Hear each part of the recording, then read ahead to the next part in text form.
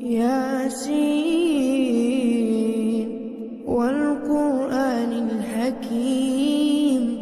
إنك لمن المرسلين على صراط مستقيم تنزيل العزيز الرحيم لتنذر قوما